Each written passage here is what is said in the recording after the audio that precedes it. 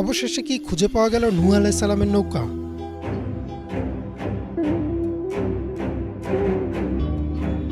তুর্কির আরারাত পর্বতে পাওয়া গেছে নৌকা সদৃশ এক বস্তু। ধারণা করা হচ্ছে এটাই নূহ আলাইহিস সালামের নৌকা, যা মহাপ্লাবন থেকে বাঁচিয়েছিল বিশ্বাসীদের। নূহ আলাইহিস সালাম আল্লাহর প্রেরিত একজন নবী এবং ইসলামের ইতিহাসের অত্যন্ত গুরুত্বপূর্ণ একজন ব্যক্তি। ধারণা করা হয় আজ থেকে প্রায় ৫৫০০ বছর আগে পৃথিবীতে এসেছিলেন তিনি। দীর্ঘ ৯৫০ বছর একাধারে মানুষকে আল্লাহর পথে ডেকেছিলেন। তবে খুব অল্প লোকই ঈমান আনে, এমনকি তার নিজের এক ছেলেও হয় অবিশ্বাসীদের অন্তর্ভুক্ত।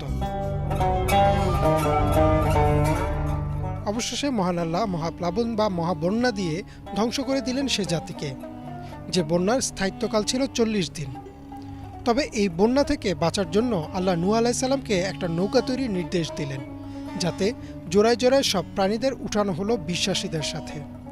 ৪০ দিন পর যখন পানি নামতে শুরু করলো, তখন সেই নৌকা থামলো এক পর্বতে গিয়ে। কথিত আছে সে বন্যায় আক্রান্ত হয়েছিল প্রায় পুরো পৃথিবী।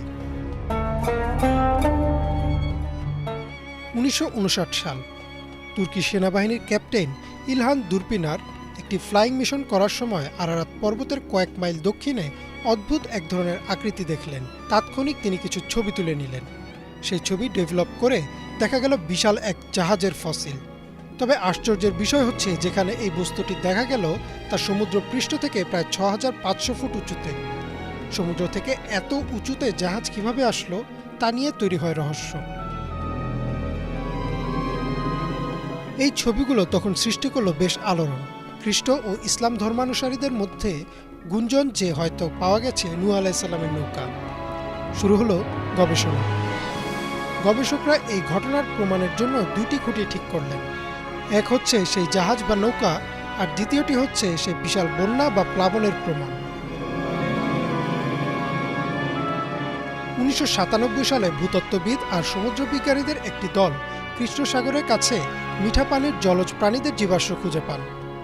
তখন ধারণা করা হয় যে হয়তো কৃষ্ণ সাগর একসময় মিঠা পানির লেক ছিল, কিন্তু হঠাৎই তা নোনা পানিতে রূপ নেয়।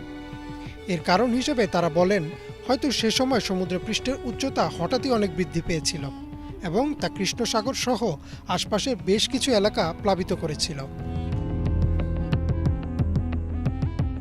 ১৯৮৫ সালের আরও একটা আবিষ্কার নূহ আলাইহিস সালামের নৌকার বিতর্কের মোড় হঠাৎ ঘুরিয়ে দেয়। ৪০০০ বছর আগের একটি মাটির ছোট্ট প্রস্তর আবিষ্কার হয়, যাতে প্রাচীন ভাষায় কিছু একটা লেখা ছিল। বহু বছরের গবেষণার পর অনুবাদ করা গেল সে প্রস্তর, আর তা ছিল গিলগামেশের মহাকাব্য।